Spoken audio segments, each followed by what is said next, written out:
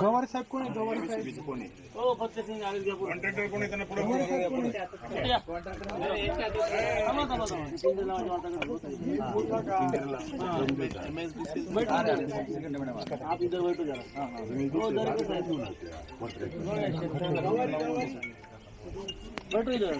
त्यांना जागा द्या ना, पुढे जागा द्या. इकडे पुढे मोठ्याचा आहे का तू? माग राहू दे. हो टाकील लास्ट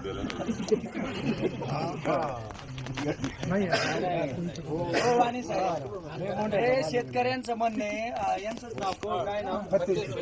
तर शेतकऱ्यांचं म्हणणं आहे, मॅडम येऊ द्या ना, मॅडमला ऐकू द्या ना. ऐका ना, आली मॅडम, त्यांना येऊ तर द्या. यांचं म्हणणं काय आहे का यांनी असा दम दिला लोकांना का इथं पोलिसांची पिंजरे बोलवतो तुम्हाला आज टाकतो. यांना काही परवानगी वगैरे दिली का शासनाने दम द्यायची पोलिसांची? दाखवून आहे काय तुम्हाला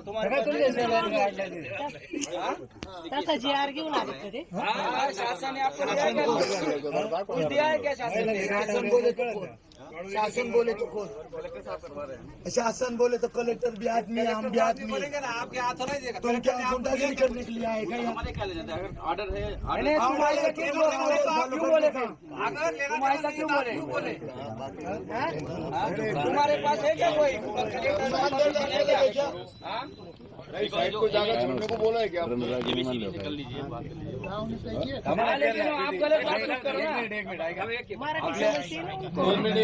आपल्या तालुक्याचे जे अधिकारी म्हणजे 2 तालुक्याचे, ते एक्झिक्युटिव्ह गवारी साहेब MSCD गवारी साहेब सांगतील.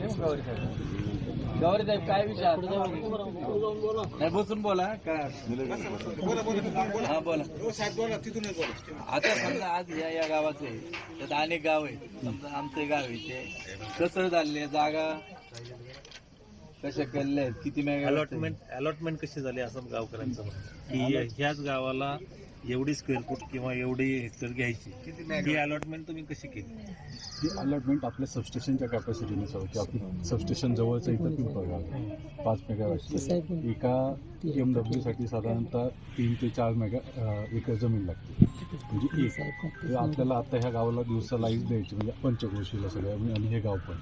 तर ह्याच्यासाठी आपल्याला तेवढी एक 4 ते 5 मेगावॅटचा प्लांट आपल्याला इथं करण्यासाठी एकरला 4 मेगावॅट प्रमाणे जागा लागते.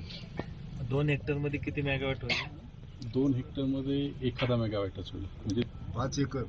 हो, 5 व्हायला पाहिजे. नाही 1 मेगावॉटला 4 एकर जागा लागते, साधारण 350-4. 500, 350, किती 1.5 एकर? ऐका ना, हे नियोजन करताना तुम्ही जेव्हा शासनाने GR काढले, ग्रामपंचायतीकडे 2 हेक्टर जमिनीची मागणी केली, त्या टायमाला तुमच्याकडे हे कोष्टक नव्हतं का? पिंपळगावला तुम्ही जी जागा अक्वायर केली होती, तो प्रोजेक्ट का बंद केला तुम्ही? बरं तर तुमच्या पॉईंटवर येतो. तुम्ही त्याप्रमाणे इन्स्टॉलेशन केलं, पण माझं काय म्हणणं होतं, पिंपळगाव सबस्टेशनच्या आजूबाजूला अजूनही गाव आहे. तुम्ही असे 2-2 हेक्टरचे प्लांट अजूनही वेगवेगळ्या गावांमध्ये टाकू शकता ना. म्हणजे एकच ह्या गावाने असा ठेका नाही घेतला ना की अख्ख्या आंबेगावचा विकास याच गावाने करायचा. तर त्यांचं काय म्हणणं आहे की 2 हेक्टर द्यायला ते तयार आहे. तुम्ही अजून परत सर्वे करा, अजून आजूबाजूची जी गावं आहेत सगळ्या गावांना गायरा नाही, त्या गावांचे 2-2 हेक्टर घ्या ना तुम्ही. प्रोजेक्ट तसं फिजिबल होत नाही. तुमच्या फिजिबल साठी 50 एकर जागा असेल.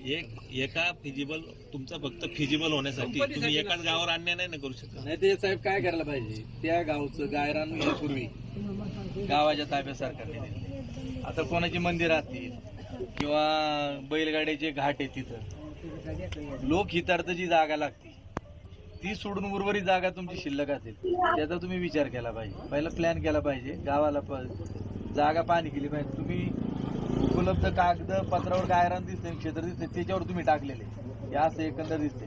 पण भौगोलिक परिस्थिती फिजिकली तिथं काय याचा विचारच केलेला नाही. आता उदाहरण सांगतो, आता आमचं नागापूरचं टाकलंय, तुम्ही थापलिंगचं टाकलेलं आहे, तो गायरान गट नंबर. आता ऑलरेडी त्याची मागणी आम्ही सरकारकडे गेली का देवस्थानला ती जागा उपलब्ध. आता तिचं पहिले पण एक पोलीस प्रशिक्षण केंद्र हे अंदाजे केलेलं आहे तुम्ही. आम्ही जागा दुसऱ्या गटातली देतोय गायरांमधली, ती तुम्ही घेतली नाही आणि दुसरी टाकताय. तर या अंदाजे हे बंद केलं पाहिजे. तोपर्यंत कामं तुम्ही बंद ठेवा, जोपर्यंत निर्णय होत नाही तोपर्यंत. साधा उदाहरण देतो, दुसरं साधेगाव पटरोर बावडी गाव आहे. त्या बावडी गावामध्ये तुम्ही शेतकऱ्यांना जो रस्ता जातोय तो वाटेचा बंद केला आणि तिथं तुम्ही तो सोलर प्लांट टाकला. शेतकऱ्यांचं म्हणणं काय, तुम्ही आमची चर्चा करा, कोणती जागा द्यायची आम्ही देतो ना. विरोध नाही जागेला कोणाचा, पण तिथं वस्तू या गावची यात्रा कुठे भरवायची आता. सुप्रीम कोर्टाने परमिशन दिली बैलगाड्याला अवतरायची. बरोबर.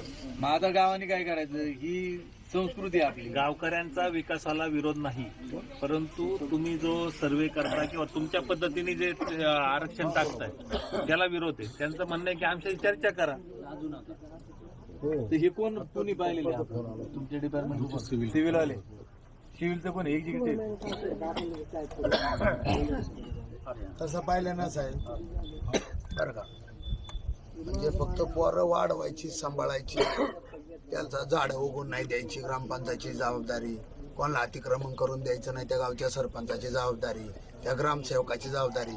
आणि त्या ग्रामसेवकाची ठरावावर सही आहे, सरपंचाची सही आहे 2.5 हेक्टरसाठी, त्याला कचऱ्याचा डबा आणि तुमच्या कायद्याला पहिला कचरा, चांगला टेबल बसायला.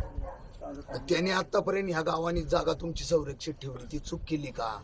प्लस आता तुम्ही तो प्रोजेक्ट करणार, जनहितार्थ करणार, फुकट लाईट देणार आहे का गावाला आमच्या?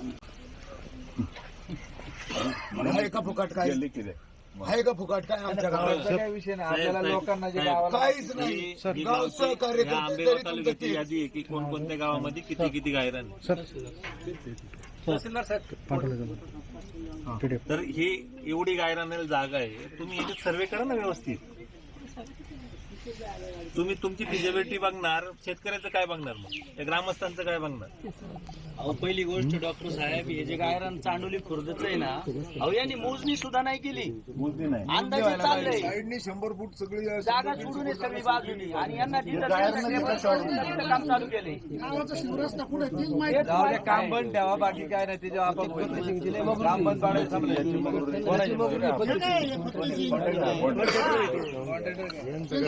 आता आपण प्रत्यक्षित साहेबाकडे येऊ. ते काय म्हणले, हे काम कलेक्टरने सांगितले, त्यांच्याकडे काय कलेक्टरने असं पत्र दिले का बाबा माझ्या जागी तू लोकांना दम दे. काय नाही यांनी अंदाज येऊन काय फतेसिंग, कलेक्टर ने आपको कुछ दिया है क्या परमिशन? ऐसा राइटिंग में दिया है क्या लोगों को दम देने का? मेजरमेंट माहिती का जागेची विचारून घेऊ ना.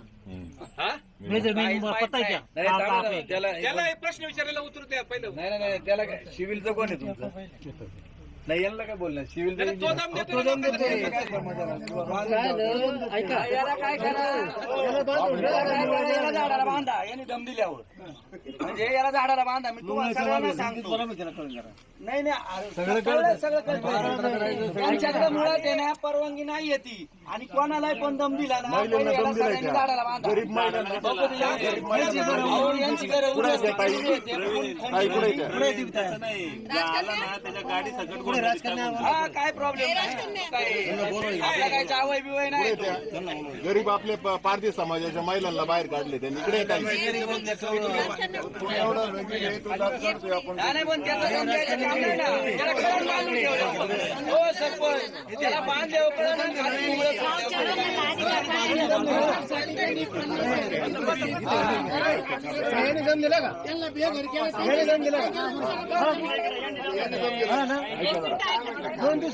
लगेच मोडून टाका. वाघ फिरते तिथं, यांची लहान लहान लेकरं 8 दिवस 15 दिवस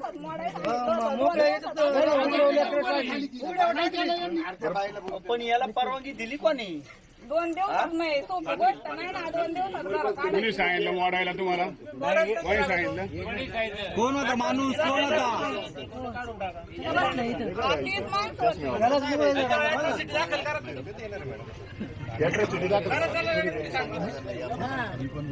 तो बसल्यावर चष्मा एक तर रावसाहेब असे नाही नाही नाही हे बोलले, हे मला बोलले होते. हे साहेब आहेत ना, हे मला बोलले होते. काय एक मिनिट ऐक. समजा माणसं कळली काय झालं, यांनी माझ्या सह्या घेतल्या, इकडून माझ्या खोट्या सह्या घेतल्या. ऐका, इथं थांबतो मी. माझ्या खोट्या सह्या घेतल्या रात्रीच्या 7 वाजता. इथलं तलाठी कोण आहे? मॅडम ऑनलाईन कारभाराला पाहा बरं काय दिसतंय. 7 वाजता रात्रीला सह्या घेतल्या. सह्या घेतल्यावर यांनी काय केलं, हे होते तहसीलदार होते, यांनी सांगितलं रस्ता तुम्हाला खालाकून करून देतो, प्रोजेक्ट एका साईडला बसवतो, हे करतो. हा मॅडम या पुढे. हा गट नंबर किती आहे? 481 काय 481 सरकारी गायरन महावितरण कंपनीचं नाव आहे का? नाही करू शकत नाही करू शकत. जोपर्यंत एक मिनट भाई साहब सुन लो, अगर 7-12 पे गवर्नमेंट का नाम है, ग्राम पंचायत का नाम है, डिस्ट्रीब्यूशन कंपनी का नाम नहीं, जब तक वो जमीन आपके नाम पे नहीं होती आप काम नहीं कर सकते. अभी का इधर से कुछ मटेरियल भी मत आपका सर मटेरियल उठाव, जो मटेरियल सगळं उकडून टाका. मटेरियल उठाव, सब उठवतो. कल मटेरियल तिथलं नाही उठाव. तोपर्यंत नाही, तोपर्यंत हे काही करू शकत नाही. जमीन घेण्याचा प्रस्ताव आहे, परंतु तुम्हाला सरकारने ऑर्डर दिली आणि तुम्ही इलिगली हे काम करताय कोणाची तरी सांगण्यावरून. याच्यात मोठं डिलिंग काहीतरी झाले आज आमचं स्पष्ट आलं. हा मला सकाळी तेच म्हणायचं होतं. याच्यात अधिकारी देखील सामील असले पाहिजे.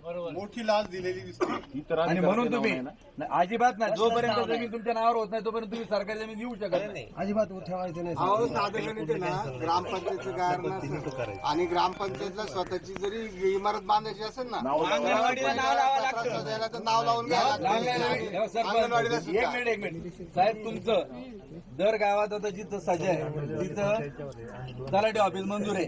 मॅडम कुठं गेल्या? हो मॅडम. जोपर्यंत एक गुंठ, दोन गुंठ जागा गायरांची तुमच्या नावावर तलाठी कार्यालय बांधू शकता का?